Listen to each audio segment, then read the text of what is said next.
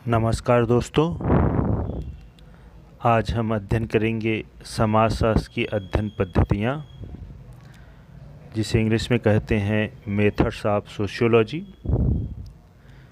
अध्ययन पद्धति का तात्पर्य होता है उस तरीके या उस रास्ते से जिसके माध्यम से किसी विषय या किसी घटना का व्यवस्थित या वैज्ञानिक अध्ययन किया जा सकता है। सामान्यतः घटनाएं दो प्रकार की होती हैं। एक घटनाएं होती हैं जिन्हें हम कहते हैं प्राकृतिक, और दूसरी घटनाएं होती हैं मानवीय। प्राकृतिक घटनाएं वो होती हैं जिसका हम प्राकृतिक विज्ञान में अध्ययन करते हैं, जैसे हम फिजिक्स में, भौतिक विज्ञान, जीव विज्ञान, रसायन विज्ञान आदि में कहते हैं। इसमें स्थान क्षेत्र बदलने पर भी यह घटनाएं जो हैं बदलती नहीं हैं। यह प्राकृतिक घटनाएं जो होती हैं वो सार्वभौमिक होती हैं। इसका अवलोकन कहीं पे भी स्थान पे हो प्रत्यक्ष रूप से किया जा सकता है। स्थान बदल जाएगा, व्यक्ति भी बदल जाएंगे तो भी कोई फर्क नहीं पड़ने वाला होता। यह स्थान और व्यक्ति के से कोई लेना देना नहीं होता। यह घटनाएं चाहे यहाँ पे हों, चाहे दूसरे देश में है, दूसरे स्थान पे हो, तो भी समान तरीके से घटनाएं घटित होती हैं। और दूसरी घटनाएं होती हैं जिसे हम कहते हैं मानवीय घटनाएं। मानवीय घटनाएं बहुत जटिल घटनाएं होती हैं, क्योंकि इसमें व्यक्ति के बदलने से या समाज या स्थान परिस्थिति बदलने से घटनाएं हमेशा बदलती रहती हैं।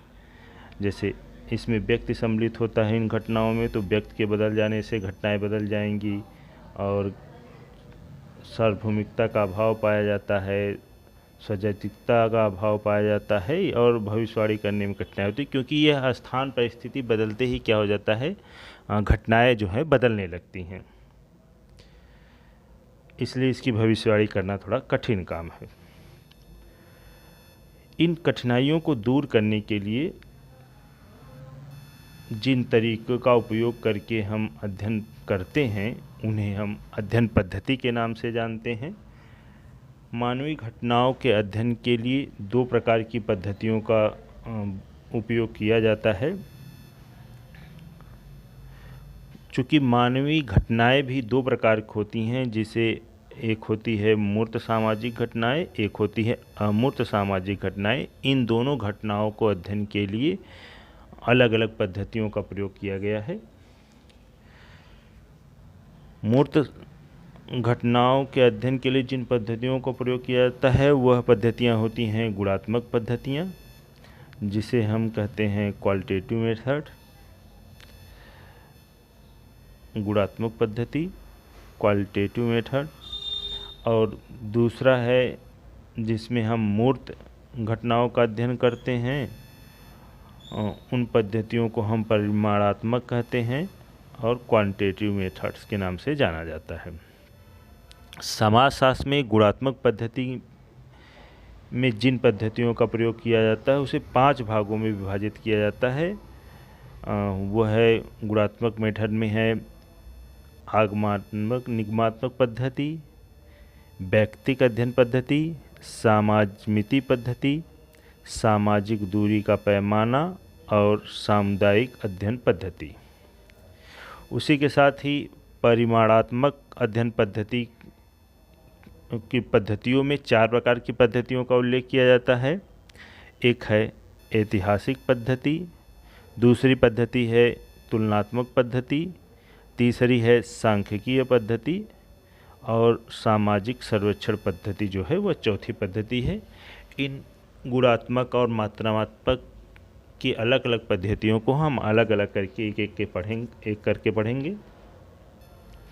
पहली पद्धति है गुणात्मक पद्धति की पहली पद्धति है जो है आगमनात्मक पद्धति, जिसको कहते हैं इंडक्टिव या डिडक्टिव मेथड। आगमन पद्धति में जो होता है विशिष्ट घटनाओं से हम किसकी तरफ बढ़ते हैं, सामान्य घटनाओं की तरफ। जैसे कुछ विशेष घटनाएं हैं उससे हम उदाहरण लेते हुए हम सामान्य की तरफ जब बढ़ते हैं तो उसे हम कहते हैं आगमन पद्धति। जैसे गणित में हम अध्ययन करते हैं तो वह पद्धति जो होती है अंकगणित में जो अध्ययन पद्धति का उपयोग किया जाता है वो होता है आगमन पद्धति। और निगमन पद्धति सीधा इसके विपरीत होती है, जिसमें हम सामान्य से जो है विशिष्ट घटनाओं की तरफ बढ़ते हैं, तो उसे हम कहते हैं निगमन पद्धति।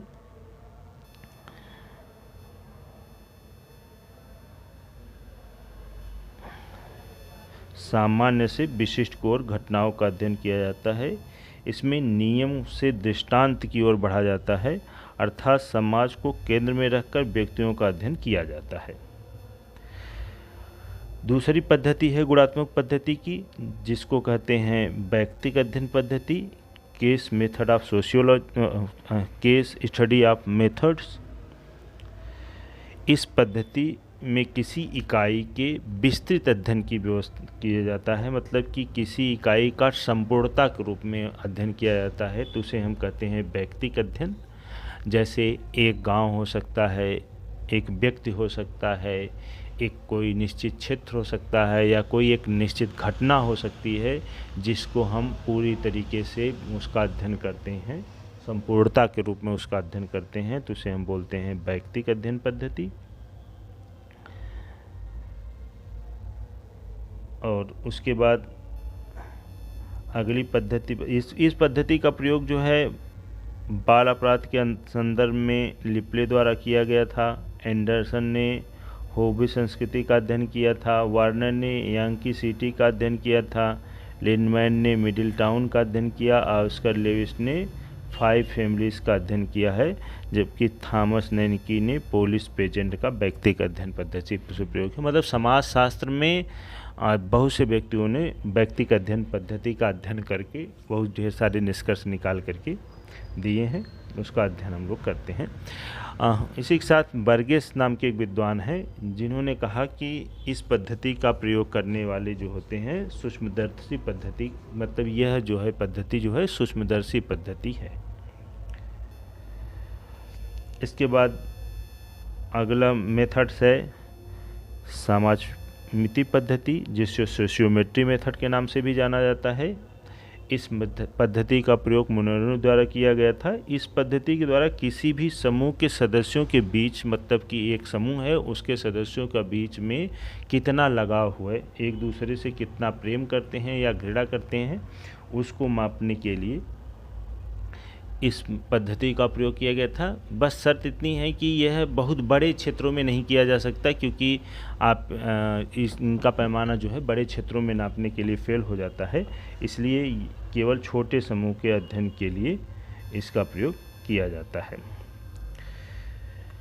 और यह एक ऐसी पद्धति है जो गुणात्मक और परिमाणात्मक दोनों पद्धतियों के अंतर्गत इसको रखा जाता है। उसके बाद आता है सामाजिक दूरी का पैमाना, जिसे स्केल ऑफ सोशल डिस्टेंस के नाम से भी जाना जाता है।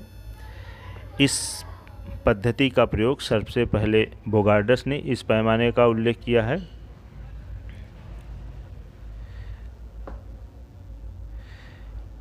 और बोगार्डस ने 7 बिंदु बताए।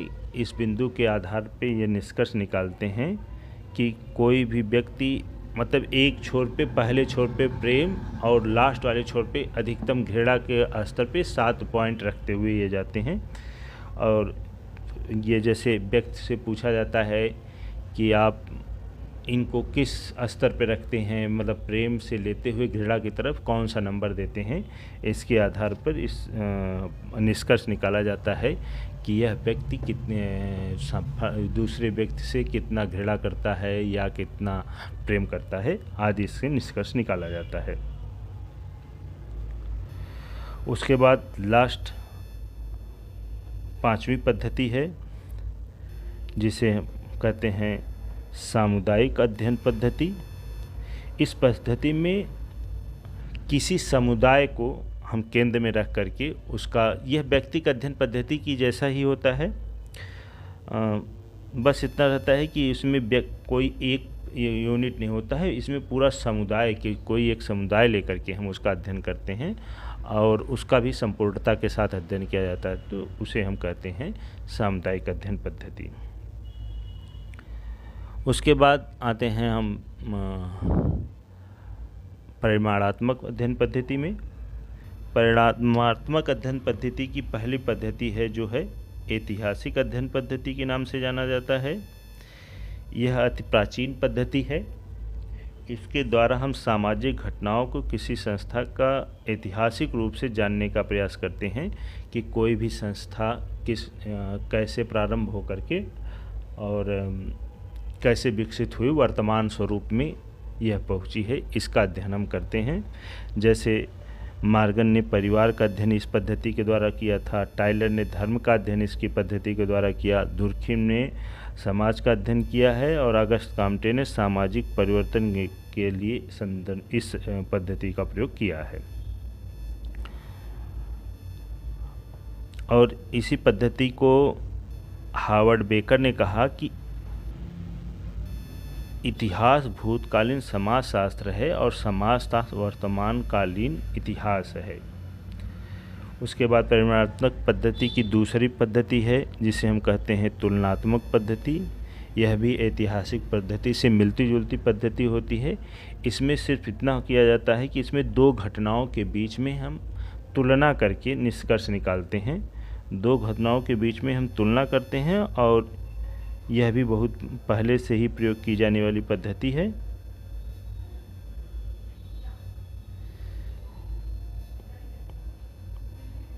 यह प्राचीन पद्धति है। इसका प्रयोग हम दिनचर्या में भी करते हैं, तुलना करते रहते हैं कि यह 19 है, यह 20 है, यह ज़्यादा गोरा है, यह ज़्यादा काला है। तो तुलनात्मक पद्धति का प्रयोग तो प्राचीन समय से लेकर के वर्तमान से हम दैनिक जीवन में भी करते आ रहे हैं। इस पद्धति का प्रयोग सबसे प्रमुख रूप से समाजशास्त्र में जो है दुर्खिम द्वारा किया गया है। दुर्खिम ने आत्महत्या के सिद्धांत में इसका प्रयोग किया था।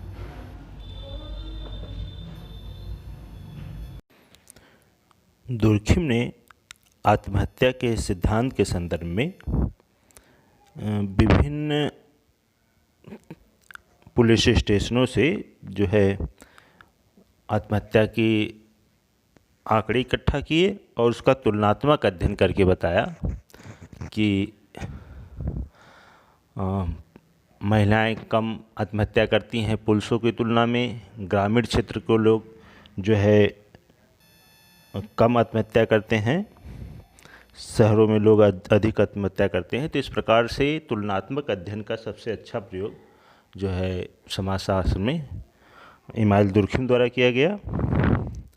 और दुर्खिम ने तो यहाँ तक कहा कि तुलनात्मक समाजशास्त्र जो है समाजशास्त्र की शाखा नहीं, स्वयं समाजशास्त्र है। यानी कि तुलनात्मक पद्धति जो है एक स्वयं समाजशास्त्र ही है, न कि यह समाजशास्त्र की एक शाखा है। इसके बाद रेडक्लिफ ब्राउन हैं जिन्होंने कहा कि मानव शास्त्र को तुलनात्मक समाजशास्त्र, यानी कि रेडक्लिफ ब्राउन ने यह माना कि मानव शास्त्र जो है वह तुलनात्मक समाजशास्त्र है। मतलब मानव शास्त्र में तुलना की जाती है, एक समाज का दूसरे समाज से केवल तुलना की जाती है। उसके बाद अगली सांख्यिकी पद्धति है। सांख्यिकी पद्धति का उपयोग मुख्य रूप से गणितीय पद्धति है। इसको समाजशास्त्र में सबसे ज़्यादा जो है गिडिन्स द्वारा जनसंख्या के विश्लेषण में प्रयोग किया गया।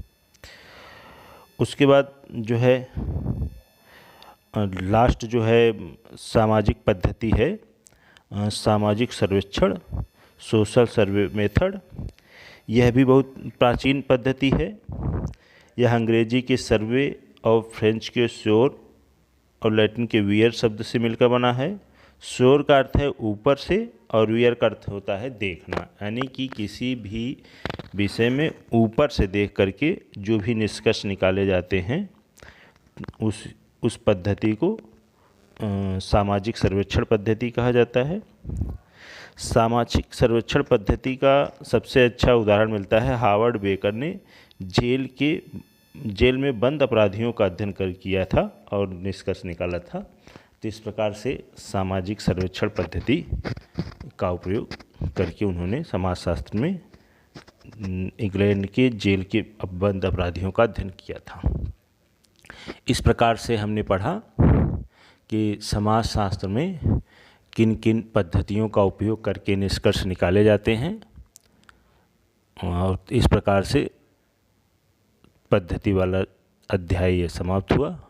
धन्यवाद।